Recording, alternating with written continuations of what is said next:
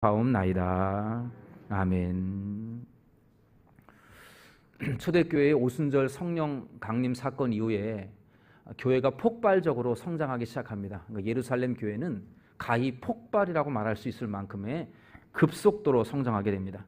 그런데 이렇게 성장의 이면에는 어두운 문제도 도사리고 있었습니다. 이 앞에 보면 아나니아 삽비라의 문제가 그들에게 큰 슬픔이었고요. 오늘 본문에 보면 또 다른 문제를 경험하게 됩니다. 그러니까 우리가 이런 문제들을 보면서 이거는 성장통이다 이렇게 이해를 해야 돼요. 그러니까 예루살렘 교회의 성장통을 앓고 있다 이렇게 볼 수 있습니다. 그래서 오늘 본문은 예루살렘 교회에 직면한 또 다른 문제를 밝히고 또 이 문제를 해결하고자 새로운 일꾼들을 세움으로써 교회가 그 모든 아픔을 딛고 또 계속해서 성장하는 그 과정들을 보여주고 있습니다. 그래서 오늘은 이 말씀을 통해서 공동회를 통하여 우리가 새롭게 일꾼을 세우고자 하는 우리 교회에 주시는 교훈이 무엇인가를 한번 깊이 생각해 보고자 합니다. 첫째로, 그렇다면 교회에 왜 일꾼을 세워야 합니까? 라는 질문이에요. 교회에 일꾼이 왜 필요한가요? 그 답이 오늘 본문에 나와 있는데 사역의 분담을 위해서입니다. 사역의 짐을 나누어지기 위해서가 해답입니다. 초대교회 예루살렘 교회에 닥친 문제가 무엇입니까?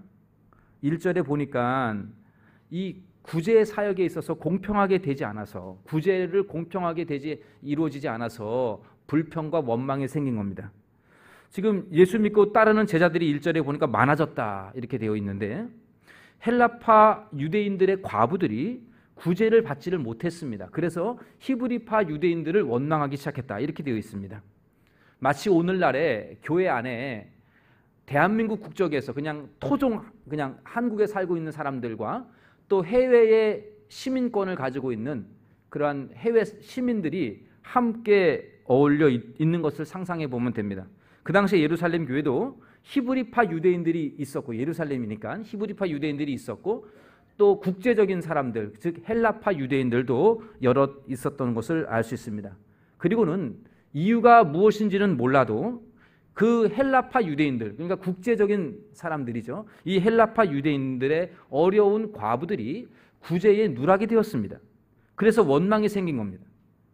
이 문제를 12사도가 해결하고자 성도들을 다 함께 모읍니다. 그리고는 오늘 2절에서 4절까지 이렇게 말씀합니다.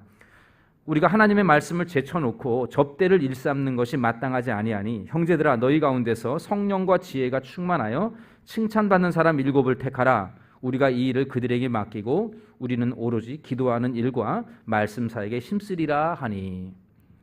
지금 베드로를 비롯한 12 사도들은요, 하나님의 말씀을 전하는 그러한 사역을 했습니다. 뿐만 아니라 어려운 이웃들을 돌아보고 구제하는 이 목양의 일도 함께 했습니다. 그러다 보니까 교회는 자꾸 성장하게 되고 12사도로서는 한계가 있었던 것이죠. 그러니까 사도들이 말씀 사역도 하고 기도도 하고 이런 여러 가지 목양의 일도 나누고 할 때에 뭔가 부족함이 생기고 또한 문제가 생겼던 겁니다.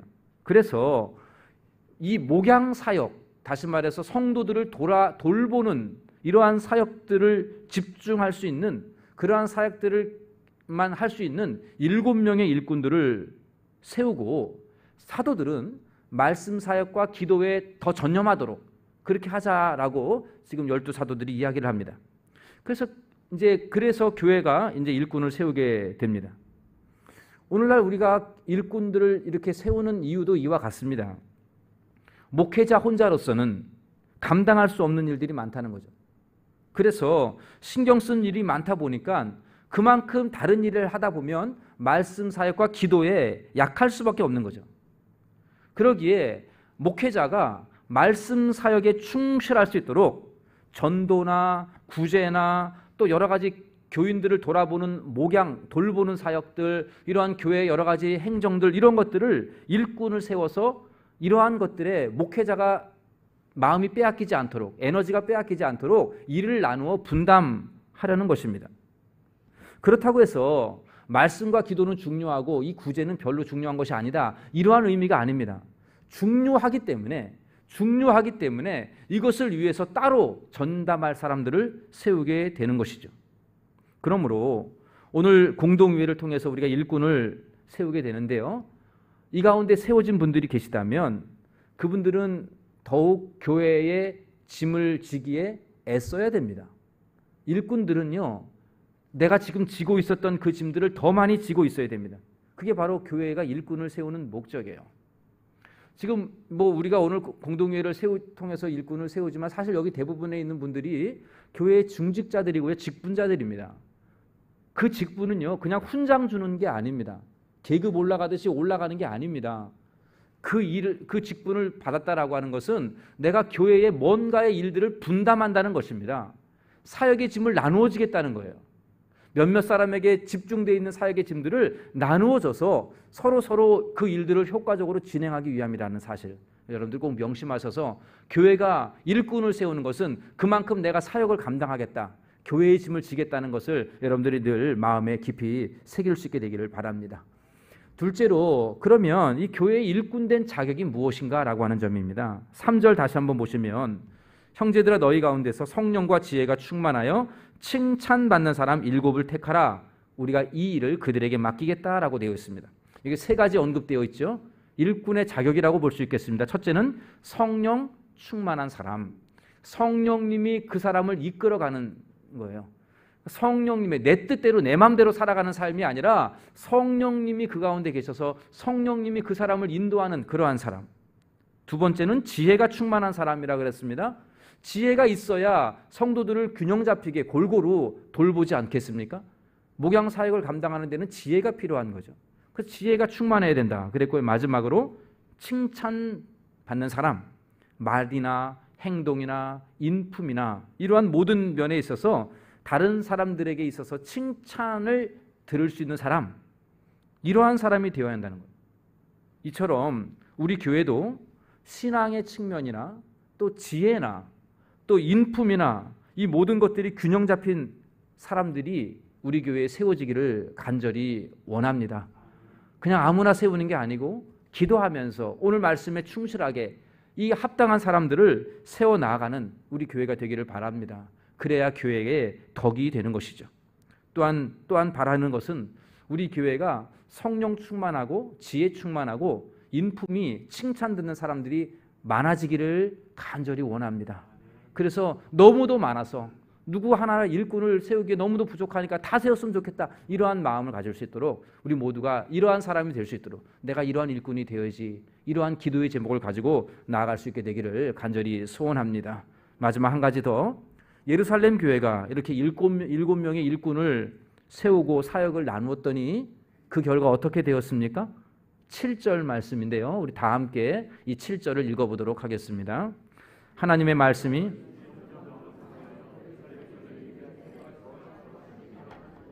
허다한 제사장의 무리도 이도에 복종하니라. 아멘. 사도들이 오로지 말씀과 기도에 전념하고 또한 7명의 새로운 일꾼들이 세워져서 이러한 구제나 이 목양 사역, 교회를 돌보는 사역들을 분담하여 감당하니까 어떤 일이 벌어졌습니까? 교회가 뭐가 왕성해졌습니까? 말씀이 왕성해졌다. 하나님의 말씀이 왕성해졌다는 것은 말씀이 죽은 말씀이 아니라 역사하는 말씀이 되었다는 거예요. 사도들이 말씀을 전하는데 그 말씀이 왕성해졌다는 것은 그 말씀이 성도들의 삶 속에 그대로 역사하고 있다는 것이죠. 그러니까 교회가 원망과 불평 없이 성장하게 되었습니다. 제자의 수가 더 심히 많아지니라 라고 되어 있어요. 말씀이 왕성하니까 제자의 수가 더 많아질 수밖에 없는 것이죠. 교회의 성장은 바로 여기에 답이 있어요. 하나님의 말씀이 선포되어지고 우리가 하나님의 말씀이 이 성경책을 중심으로 신앙생활하게 될 때에 이 말씀이 왕성해진다는 것은 여러분들의 삶에 하나님의 말씀들이 스며들어가는 것입니다. 그렇게 말씀이 스며들어가서 여러분들의 삶이 변화되면 제자의 수가 많아지는 것은 자명한 일이에요. 내가 하나님의 말씀대로 살기에 나를 보고 다른 사람들이 하나님을 믿게 되는 것이죠. 초대교회가 그랬다는 거죠. 하나님의 말씀이 왕성해지게 되는 것은 물론 사역자들이 하나님의 말씀에 집중하여 말씀을 온전히 전파해야 되겠고 또한 이런 일꾼들이 그 말씀을 그대로 받들어 실행하는 거예요. 일꾼들이 그 말씀대로 실천해 나아갈 때에 하나님의 말씀이 왕성해지는 것이고 그렇게 하나님의 말씀이 왕성해지면 교회가 든든히 세워지게 되는 줄로 믿으시기를 바랍니다. 이처럼 우리 교회가 이번 공동회를 통해서 성령과 지혜가 충만하고 또한 인품에 있어서 칭찬받는 사람들을 일꾼으로 세움으로 인하여 하나님의 말씀이 왕성하여 줄 수 있도록 그러한 일꾼들이 그러한 사람들을 중심으로 하여서 그 말씀이 실행되어지고 그 일꾼들을 통하여 하나님의 말씀이 적용되어지고 열매 맺어짐으로 인하여 말씀이 왕성하여 교회가 든든히 서가며 제자의 수가 더하는 놀라운 성장하는 교회가 되기를 주님의 이름으로 간절히 축원합니다. 기도하겠습니다. 하나님 아버지 감사합니다. 오늘 귀한 말씀을 통해서 우리 교회가 나아가야 할 길들을 다시 한번 점검해 볼 수 있게 해주심에 감사합니다. 폭발적으로 성장하던 예루살렘 교회도 성령 충만했던 그 교회도 여러 가지 문제를 만나게 되고 또 그 문제를 해결했던 것을 보았습니다. 하나님, 우리 동대문 중앙교회가 이 시대에 공동회를 열어서 새로운 일꾼들을 세우며 또한 새로운 마음으로 더욱 나아가기를 원하며 있습니다. 주님, 오늘 우리가 일꾼들을 세울 때에 주님 성령 충만하고 지혜 충만하고 칭찬 듣는 하나님이 예비하신 일꾼들이 온전히 세워지게 하여 주시옵소서. 그리함으로 말미암아 교회의 짐들을 서로 나누어 줘서 교회가 힘을 내어서 성장할 수 있게 하시옵고 특별히 하나님의 말씀을 우리 일꾼들이 그대로 받아 순종하며 실행함으로 인하여서 하나님의 말씀이 왕성하여 제자의 수가 많아지는 축복이 있게 하여 주시옵소서. 아버지, 오늘 예배 이후에 있을 이 공동회의 가운데 성령님이 친히 주장하여 주시어서 하나님의 뜻이 온전히 드러나며 하나님 영광 돌려지는 놀라운 시간 되게 하여 주시옵소서. 이 모든 말씀 예수님의 이름으로 기도하옵나이다. 아멘. 준비하신 예물 하나님께 올리겠습니다.